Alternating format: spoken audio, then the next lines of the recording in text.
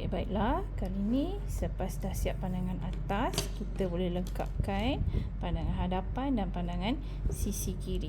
Baiklah, untuk cikgu suka untuk lengkapkan dulu pandangan sisi kiri sebab kita dah dapat gambar pelan dan juga ada pandangan hadapan untuk bumbung dan dinding dia. Okey.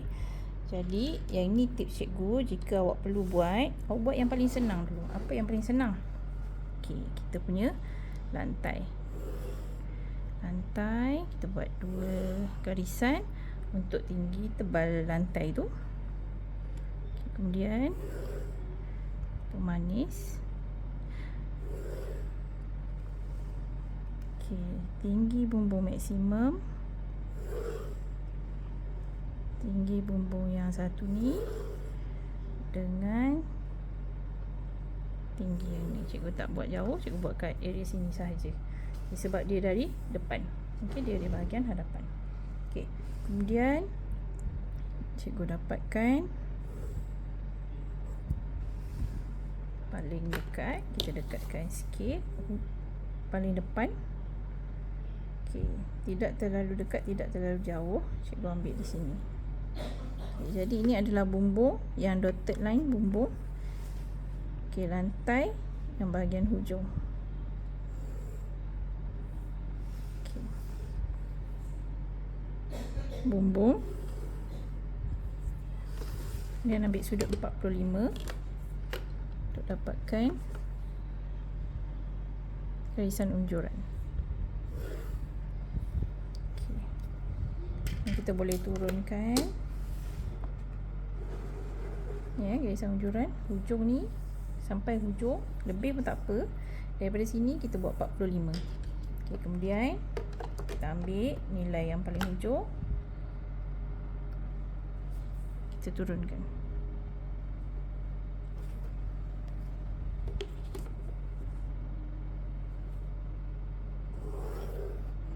Okay. So kita turunkan dan kita boleh unjuk yang lain lah. Okay, kita unjukkan bumbung yang tengah, punya bucu dia yang tengah, turunkan ke bawah.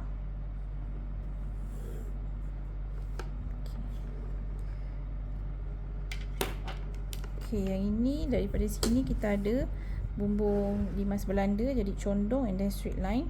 Yang bawah dia stay straight line. Okey, jadi bawah ni kita boleh pekat terus. Ini dah kira dah markah lah ni. Markah untuk bumbung kita dah boleh dapat. Okey, hujung ke hujung. Okey, ini bumbung dan ini adalah lantai.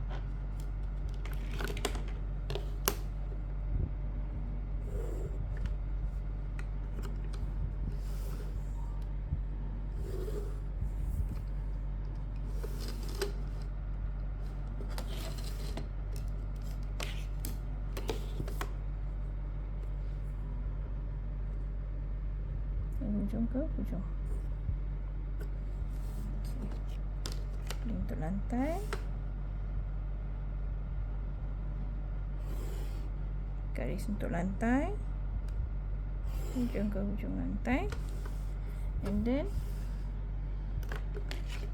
kita buat hujung lantai.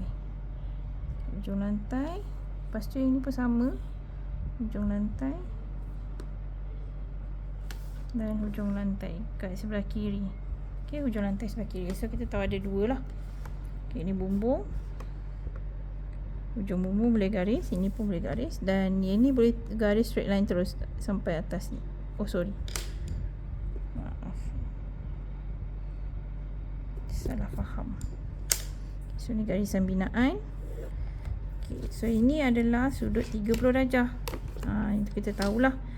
Okey, untuk bumbung sudut 30 darjah.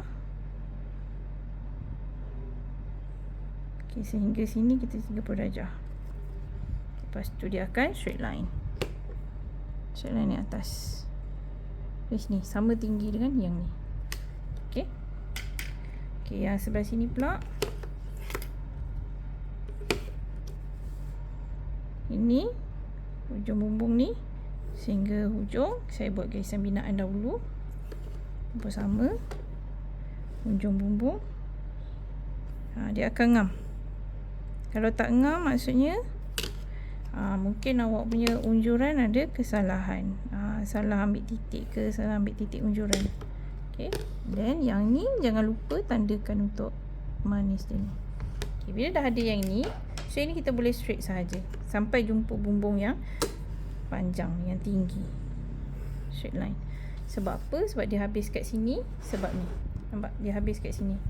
Dia habis kat sini. Okay. And then dah siap yang ni, kita buat dia punya dinding dengan tiang. Okay, kita boleh faham melalui pandangan atas ni. Dekat sini kita ada tiang. Mana nak tahu tiang? Dia empat segi yang dihitamkan. Okay, apa beza tiang dengan tiang dalam dinding? Tiang dalam dinding dia ada dengan dinding, tapi itu kita tak dikira sebagai tiang. Jangan lukis tiang ini, terutama yang ni. Okay, jangan lukis. Ini hanya kita ambil dinding bahagian luar. Nampak dinding bahagian luar yang ni. Jangan ambil daripada sini. Okay, ambil yang daripada luar. Ini pun sama, dinding bahagian luar.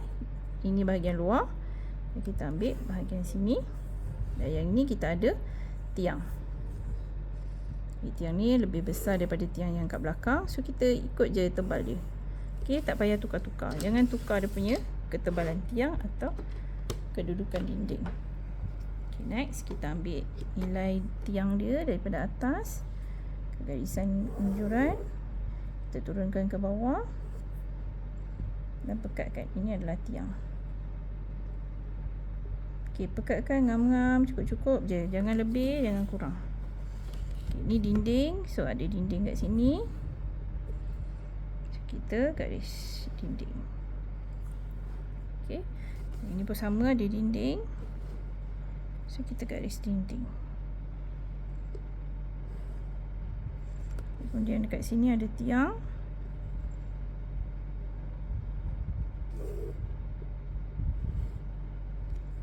Sama ada tiang. Letak dulu. Garis. Pekatkan. Okey.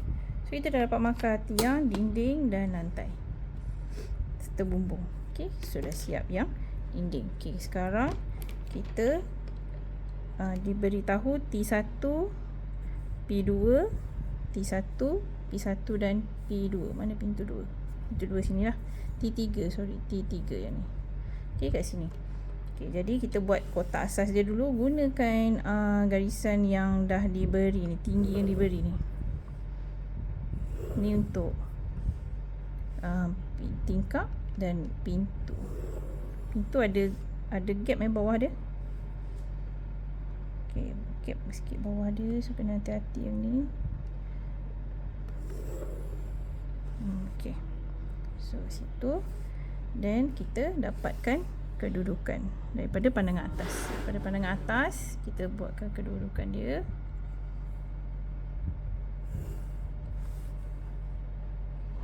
Okay, pastikan pensel kita tajam lah. Okay, maafkan cikgu, pensel cikgu kurang tajam sebenarnya. Okay, tapi dia tetap okey lah, sebab kita betul-betul ambil yang hujung pensel. So kita ambil ni. So sediakan kotak asas.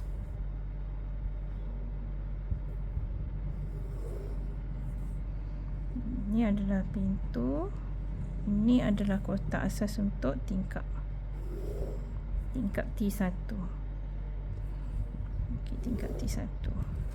Okey. So next kita dapatkan pembahagi antara tingkap dengan pintu. Bahagi antara tingkap dengan pintu. Supaya kita tak cuai, kita buat sikit-sikit. Kita buat border dulu, baru kita buat dia punya dalam dia. So, nanti garisan ni kan nampak, garisan ni makin banyak. So garisan binaan saja. Garisan binaan saja.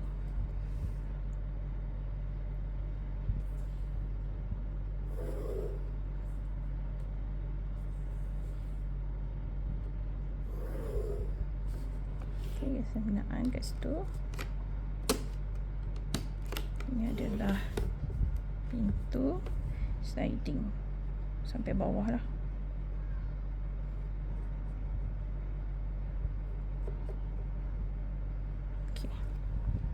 Yang ini pun kita ambil pintu tengah dia. So, kita buat tengah dia nanti. Ini pun sama tingkap. Okey, nanti cikgu bagi jawapan dalam bentuk gambar bagi pintu dan tingkap ni. Sebab dia punya lukisan dia agak detail sebelah bahagian dalam. Okey, yang penting bentuk asas awak dah ada. Okey, terima kasih.